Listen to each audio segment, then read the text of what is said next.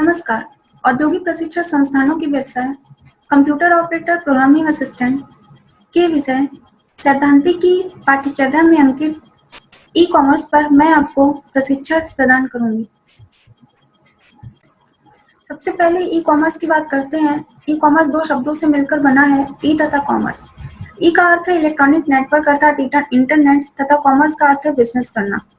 अगर आप किसी प्रोडक्ट को खरीद रहे हो और उस प्रोडक्ट को आप इंटरनेट के माध्यम से खरीद रहे हो या फिर इलेक्ट्रॉनिक के माध्यम से खरीद रहे हो तो उसे हम ई कॉमर्स बोलते हैं।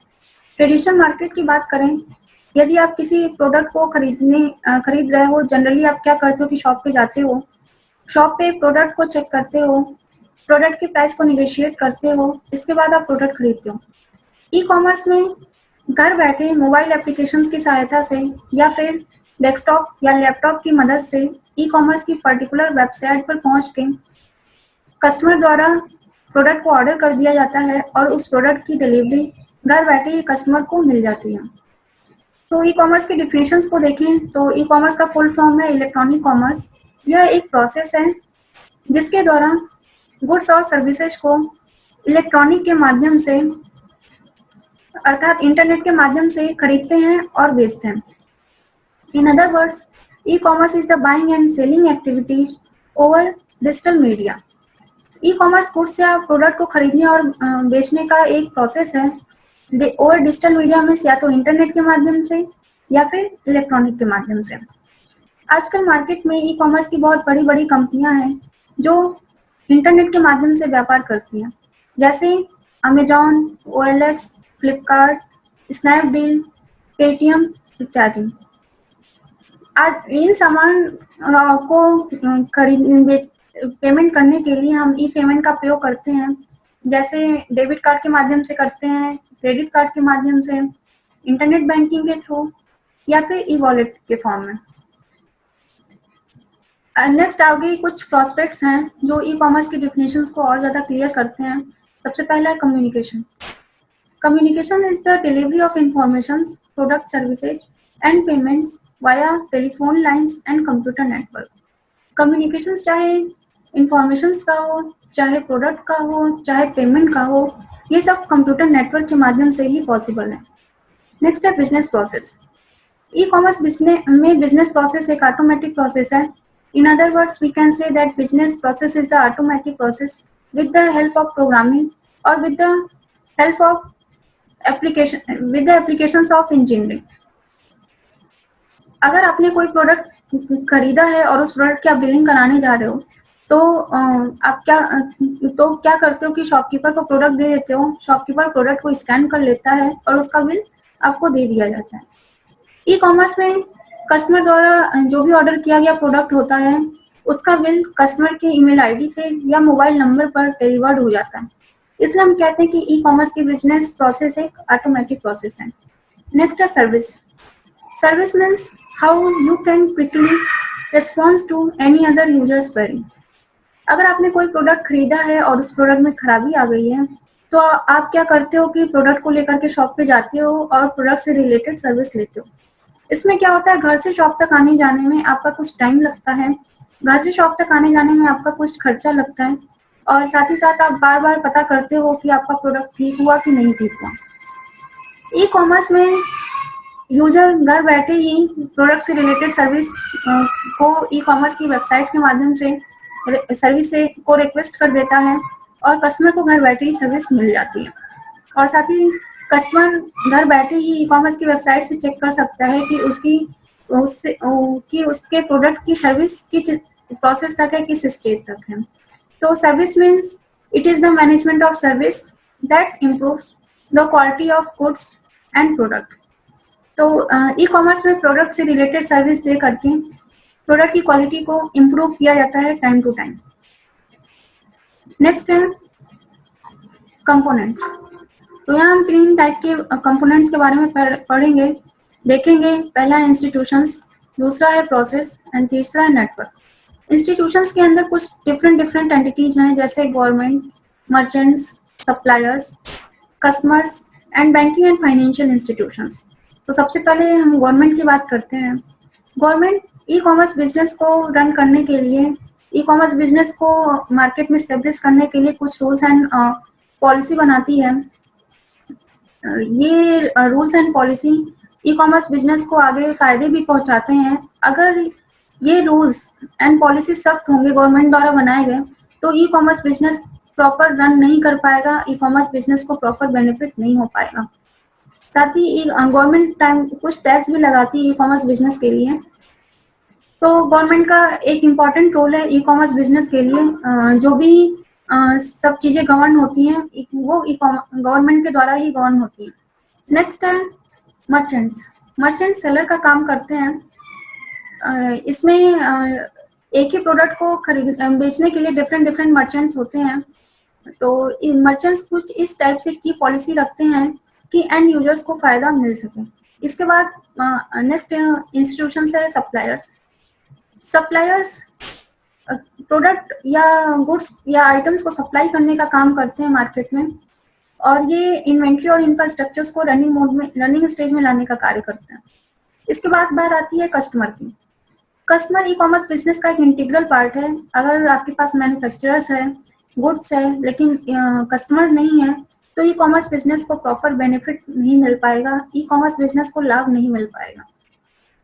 ई कॉमर्स बिजनेस में कस्टमर की जो भी प्रोडक्ट या आइटम्स को सेल किया जाता है वो कस्टमर की नीड को ध्यान में रख के किया जा सकता है। कस्टमर की नीड क्या है, कस्टमर का इंटरेस्ट क्या है, तो ये कस्टमर का मेन रोल होता है ई कॉमर्स बिजनेस में। आगे गुड्स या प्रोडक्ट का पेमेंट करने के लिए कुछ बैंकिंग एंड फाइनेंशियल इंस्टीट्यूशंस होते हैं जो 24 आवर्स ट्रांजैक्शंस की फैसिलिटी प्रोवाइड करते हैं। कस्टमर घर बैठे किसी भी टाइम प्रोडक्ट को ऑर्डर कर सकता है और उससे रिलेटेड ट्रांजैक्शंस कर सकता है। आगे हम बात करते हैं प्रोसेस के अंदर हम देखेंगे marketing, sales, products and services. तो सबसे पहले हम मार्केटिंग की बात करते हैं। मार्केटिंग में जो भी प्रोडक्ट या आइटम्स आता है, तो सबसे पहले जो भी हम ई कॉमर्स की प्रोसेस स्टार्ट करते हैं मार्केटिंग से करते हैं। मार्केटिंग करने के बहुत तरीके हैं, जैसे हम सोशल मीडिया के माध्यम से मार्केटिंग कर सकते हैं या फिर डोर टू डोर कर सकते हैं। इसके बाद सेल्स की बात करते हैं। सेल्स में हम ये देखते हैं कि जो भी प्रोडक्ट या आइटम्स मार्केट में लाया जा रहा है उसका जीयूआई क्या है, वो प्रोडक्ट कैसा दिखेगा, उस प्रोडक्ट से रिलेटेड फीचर्स क्या हैं, और इसके बाद प्रोडक्ट को सेल करने का काम किया जाता है।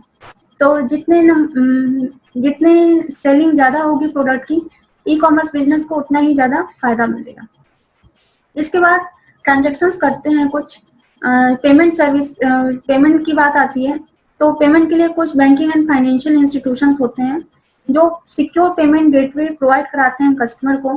कस्टमर 24 आवर्स किसी भी टाइम प्रोडक्ट को ऑर्डर कर सकते हैं और उसका ट्रांजैक्शन कर सकते हैं। इसके बाद फोर्थ प्रोसेस है आपकी सर्विसेज।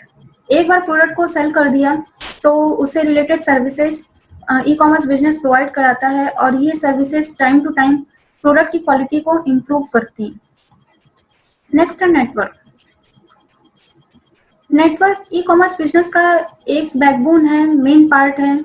जैसा कि हम लोगों ने डिफिनेशंस में देखा कि ई कॉमर्स बिजनेस में जो भी गुड्स एंड सर्विसेज को खरीदा और बेचा जाता है वो इंटरनेट के माध्यम से पॉसिबल है। तो इंटरनेट के लिए हमारे पास हाई स्पीड नेटवर्क कनेक्शन होना चाहिए, जो मेन पार्ट के अंदर आता है, कंसिडर किया जाता है। नेक्स्ट हम देखते हैं ई कॉमर्स की जनरल प्रोसेस। ई कॉमर्स की जो भी प्रोसेस स्टार्ट होगी, जनरल प्रोसेस, वो कस्टमर से स्टार्ट होगी। ये कस्टमर को यदि कोई प्रोडक्ट लेना है तो ई कॉमर्स की वेबसाइट पे जा करके अपने प्रोडक्ट को सर्च करेगा, उस प्रोडक्ट को डिफरेंट वेबसाइट से जाकर के कंपेयर करेगा, और जहां उसे प्रोडक्ट सही लगेगा यूजर या कस्टमर वहां अपने प्रोडक्ट को ऑर्डर कर देगा। यूजर द्वारा जो भी ऑर्डर प्लेस किया जाएगा वेबसाइट पे, वो आगे जाएगा, शॉपिंग कार्ट में ऐड हो जाएगा। शॉपिंग कार्ट में आइटम ऐड होने के बाद आपकी पेमेंट प्रोसेस होती है। पेमेंट प्रोसेस करने के बहुत तरीके हैं, जैसे क्रेडिट कार्ड के माध्यम से, डेबिट कार्ड के माध्यम से, इंटरनेट बैंकिंग के थ्रू कर सकते हैं पेमेंट, या फिर ई वॉलेट के फॉर्म से। पेमेंट प्रोसेस जैसे ही कंप्लीट होती है उसके बाद स्टार्ट होती है ऑर्डरिंग प्रोसेस। ऑर्डरिंग प्रोसेस में ऑर्डर आईडी जनरेट होती है और जैसे ही ऑर्डर आईडी जनरेट हो जाती है ऑर्डर को कंप्लीट मान लिया जाता है। इसके बाद इसे वेयर हाउस के पास सेंड कर दिया जाता है। वेयर हाउस के में जो भी प्रोडक्ट होता है उसे आगे शिपमेंट प्रोसेस के लिए भेज दिया जाता है। शिपमेंट प्रोसेस करने के बहुत तरीके हैं, जैसे ट्रक के माध्यम से हम शिपमेंट कर सकते हैं या एयरपोर्ट के माध्यम से कर सकते हैं। तो शिपिंग करके इस तरीके से गुड या प्रोडक्ट को कस्टमर तक पहुंचा दिया जाता है। तो at last customer receive the product after shipment process. जैसे ही कस्टमर को प्रोडक्ट रिसीव होता है, अगर वो इसे रिप्लेस करना चाहे या फिर रिफंड करना चाहे तो ई कॉमर्स की वेबसाइट पे जाकर के अपनी रिक्वेस्ट को प्रोसेस कर सकता है। इस प्रोसेस में जहां ऑर्डर आईडी जनरेट होती है, ऑर्डर कंप्लीट होता है, उसकी एक ईमेल आईडी मर्चेंट्स को भेज दी जाती है और एक कस्टमर को भेज दी जाती है। नेक्स्ट है ई कॉमर्स मॉडल। इसमें हम 9 डिफरेंट टाइप के ई कॉमर्स मॉडल देखेंगे, जिसमें 9 डिफरेंट टाइप के ई कॉमर्स मॉडल हैं। तो पहला, इसमें 3 चीजें इन्वॉल्व होती हैं। पहला है बिजनेस, दूसरा है कस्टमर्स एंड तीसरा है गवर्नमेंट। अगर बिजनेस को अपना बिजनेस करना है या ई कॉमर्स के थ्रू बिजनेस करना है इंटरनेट पे, तो वो इन तीनों चीज के साथ करेगा, या तो कंज्यूमर के साथ, या तो बिजनेस के साथ, या फिर गवर्नमेंट के साथ। ऐसे कंज्यूमर को करना है तो इन तीनों के साथ करेगा, या तो कंज्यूमर के साथ, या बिजनेस के साथ, या गवर्नमेंट के साथ। ऐसे ही सेम गवर्नमेंट को करना है तो गवर्नमेंट या तो गवर्नमेंट के साथ कर सकता है बिजनेस, या कंज्यूमर के साथ कर सकता है, या फिर गवर्नमेंट टू बिजनेस। सबसे पहले हम देखते हैं B2C model. B2C stand for business organizations to customer. इसमें बिजनेस ऑर्गेनाइजेशंस मीन्स कंपनी अपने गुड्स या प्रोडक्ट को इंटरनेट के माध्यम से या ई कॉमर्स वेबसाइट के थ्रू कस्टमर को डायरेक्ट सेल करने का कार्य करती है। डायग्राम के हिसाब मॉडल से हम लोग देखें, डायग्राम से देखने की कोशिश करते हैं। अगर कस्टमर को कोई प्रोडक्ट लेना है तो ई कॉमर्स की वेबसाइट पे जा करके अपने प्रोडक्ट को चेक करेगा, और अगर उसे प्रोडक्ट सही लगता है तो वो प्रोडक्ट को ऑर्डर कर देगा।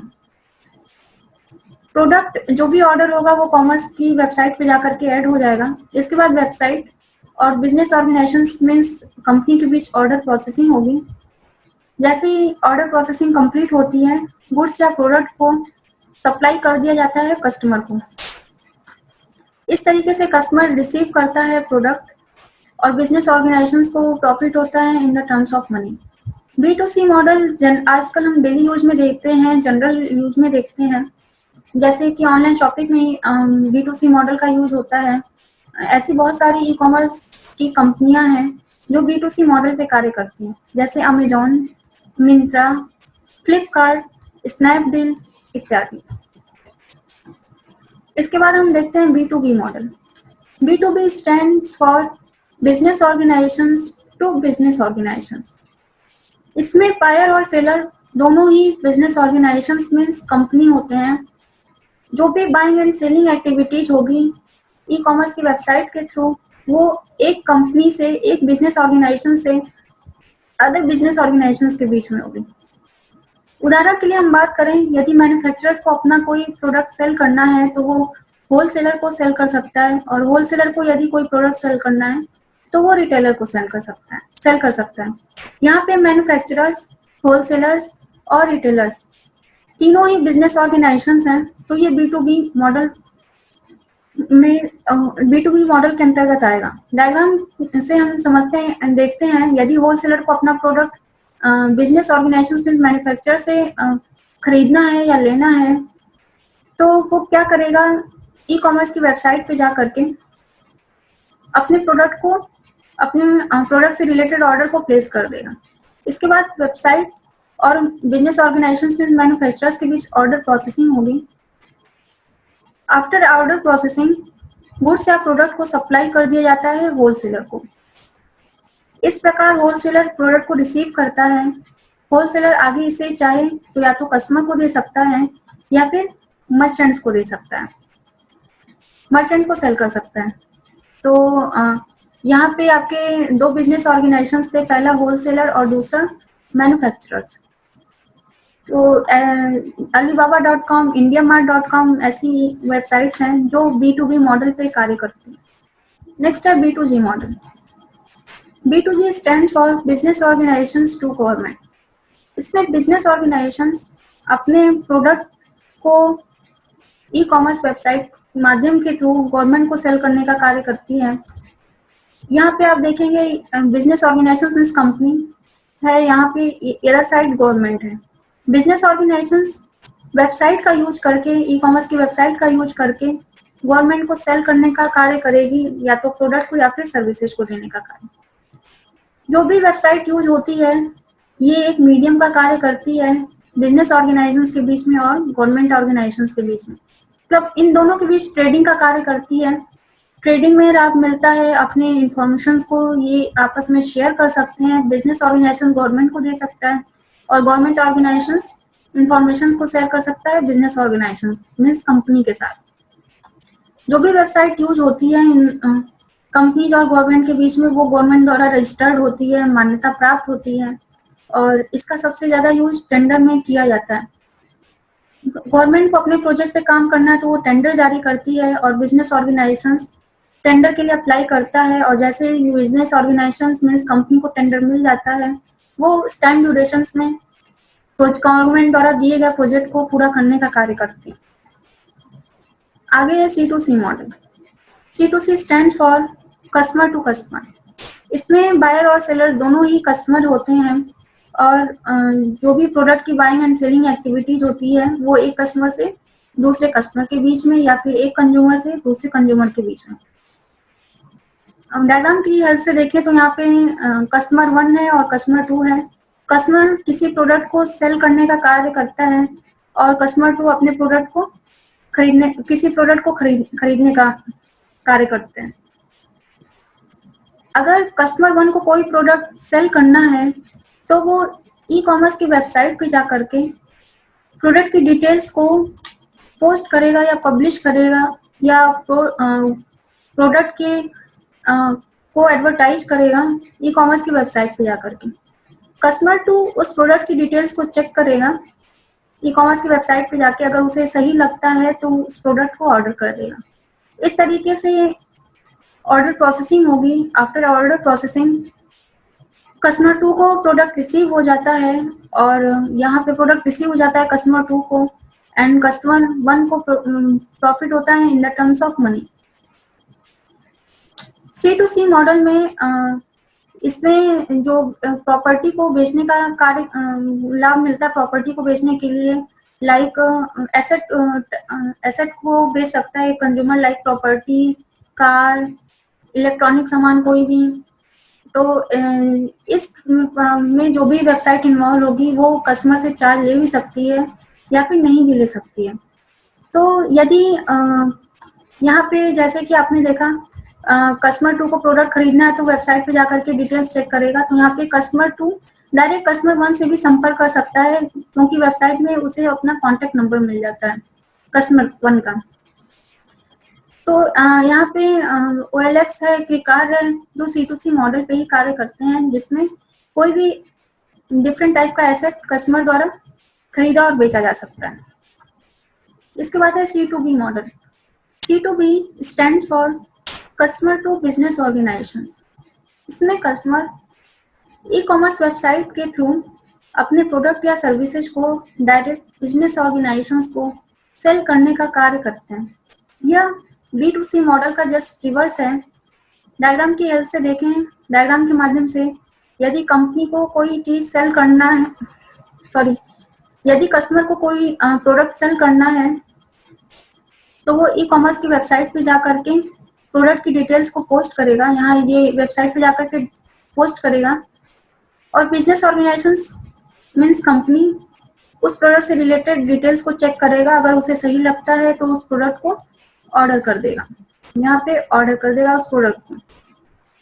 इसके बाद बिजनेस ऑर्डर प्रोसेसिंग होती है और बिजनेस ऑर्गेनाइजेशन मीन्स कंपनी को प्रोडक्ट रिसीव होता है। अगर फॉर उदाहरण के लिए बात की, अगर आप ग्राफिक्स डिजाइनर हैं और अपनी आप ग्राफिक्स की डिजाइन को सेल करना चाहते हैं तो उस ग्राफिक्स के डिजाइन को ई कॉमर्स की वेबसाइट लाइक फ्रीलांसर्स या fiverr.com पे जाकर के आप पोस्ट कर दोगे।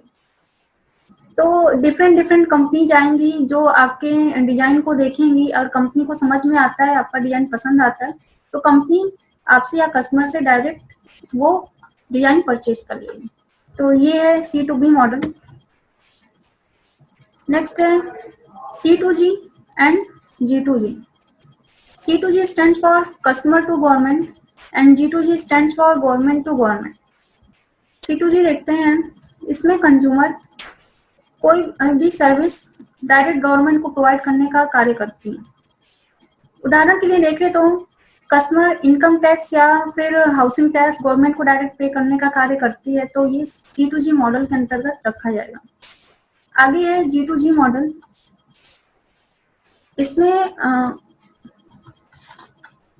इसमें जो भी ट्रांजैक्शंस होगा या जो भी बिजनेस होगा, दो बिजनेस एजेंसीज के बीच में या दो बिजनेस ऑर्गेनाइजेशंस के बीच में होगा। उदाहरण के लिए बात करें, यदि इंडियन गवर्नमेंट अपने ऑयल को बेचना चाहती है, खरीदना चाहती है अरेबियन गवर्नमेंट से, तो इन दोनों के बीच में जो भी ट्रांजैक्शन होगा या बिजनेस होगा वो G2G मॉडल के अंतर्गत रखा जाएगा, क्योंकि इंडियन गवर्नमेंट भी एक गवर्नमेंट एजेंसी है और अरेबियन गवर्नमेंट भी एक गवर्नमेंट एजेंसी है। नेक्स्ट है G2B model. G2B stands for government to business. इसमें गवर्नमेंट अपने गुड्स या प्रोडक्ट को ई-कॉमर्स की वेबसाइट के माध्यम से कंपनी को सेल करने का कार्य करती है। इसमें ऐसी वेबसाइट्स जो गवर्नमेंट और बिजनेस ऑर्गेनाइजेशंस के लिए एक मीडियम का कार्य करती हैं, मीडियम के तरीके मीडिया प्रोवाइड कराते हैं। जो भी इंफॉर्मेशन एक्सचेंज होगा या ट्रेडिंग होगी वो गवर्नमेंट और बिजनेस ऑर्गेनाइजेशंस के बीच में होगी। तो ऐसी जो भी वेबसाइट्स हैं वो ऑक्शंस में ये G2B मॉडल ऑक्शंस में यूज होता है, मतलब नीलामी में या फिर बिडिंग में, टेंडर में। और इसमें बिजनेस ऑर्गेनाइजेशंस अपने किसी भी गवर्नमेंट के थ्रू गवर्नमेंट को कोई भी online application submission form e-commerce की वेबसाइट के थ्रू सबमिट करने का काम करती है। आगे है G2C model. G2C stand for government to customer. इसमें गवर्नमेंट अपने गुड्स या सर्विसेज को ई-कॉमर्स वेबसाइट के माध्यम से कस्टमर या सिटीजन्स को सेल करने का कार्य करती है। ये है गवर्नमेंट। तो ऐसे G2C मॉडल को जो हम यूज करते हैं वो गवर्नमेंट डायरेक्ट नागरिकों से, मीन्स सिटीजन से संपर्क करने के लिए इसका यूज करते हैं G2C मॉडल का। और ये जो भी सिटीजन्स को सर्विस प्रोवाइड की जाती है तो सिटीजन्स या नागरिकों के रिक्वेस्ट पर और इस तरीके से प्रोवाइड की जाती है कि कम से कम टाइम में सिटीजन्स की रिक्वेस्ट को पूरा कर दिया जाए। ऐसी G2C मॉडल में जो भी कस्टमर को प्रोवाइड किया जाता है, like services like birth certificate, marriage certificate and death certificate, इस टाइप की सर्विस प्रोवाइड की जाती है उदाहरण के लिए सिटीजन्स को। आगे हम देखते हैं ई-कॉमर्स के एडवांटेज। ई-कॉमर्स में सबसे पहला है कि तेजी से जो भी बाइंग एंड सेलिंग एक्टिविटीज होती है वो फास्ट होती है। इसमें यूजर घर बैठे अपने प्रोडक्ट को ऑर्डर करता है और उस प्रोडक्ट की डिलीवरी घर बैठे ही कस्टमर को हो जाती है। इंटरनेट माध्यम का यूज किया जाता है और जो भी ट्रांजैक्शंस होता है वो सिक्योर होता है। कस्टमर किसी भी टाइम अपने प्रोडक्ट से रिलेटेड ट्रांजैक्शंस कर सकता है। नेक्स्ट है जो भी बाइंग एंड सेलिंग एक्टिविटीज होती है वो 24 आवर्स होती है। कस्टमर किसी भी टाइम प्रोडक्ट को ऑर्डर कर सकता है और उसका ट्रांजैक्शंस कर सकता है। पेमेंट गेटवे के थ्रू जो भी ट्रांजैक्शंस के लिए पेमेंट प्रोवाइड कराएंगी सर्विसेज वो बैंकिंग एंड फाइनेंशियल इंस्टीट्यूशंस। तो banking and financial institutions secure payment gateway customer को प्रोवाइड कराते हैं ताकि कस्टमर की से को पेमेंट से रिलेटेड जो भी इंफॉर्मेशन हो वो सिक्योर रहे। इसमें जो भी गुड्स एंड सर्विसेज बेचते हैं, खरीदने और बेचने का कार्य होता है वो नेशनल और इंटरनेशनल लेवल पे होता है। और इसमें ग्राहकों तक या कस्टमर की कोई निश्चित लिमिटेशन नहीं होती है। इसमें ज़्यादा number of customers e commerce business को मिल जाता है। इसमें जो भी प्रोडक्ट की क्वालिटी होती है इस तरीके से रखी जाती है कि वो कस्टमर को कम से कम कॉस्ट में मिल सके और उसकी क्वालिटी बेटर हो, इम्प्रूव्ड हो। तो ये कस्टमर की नीड होती है जो ई कॉमर्स बिजनेस फॉलो करता है। आगे ई कॉमर्स बिजनेस को स्टार्ट करना और मैनेज करना काफ़ी इजी होता है, क्योंकि इसे सेटअप करने के लिए हमें कोई शॉप की ज़रूरत नहीं पड़ती है, कोई एरिया की ज़रूरत नहीं पड़ती है।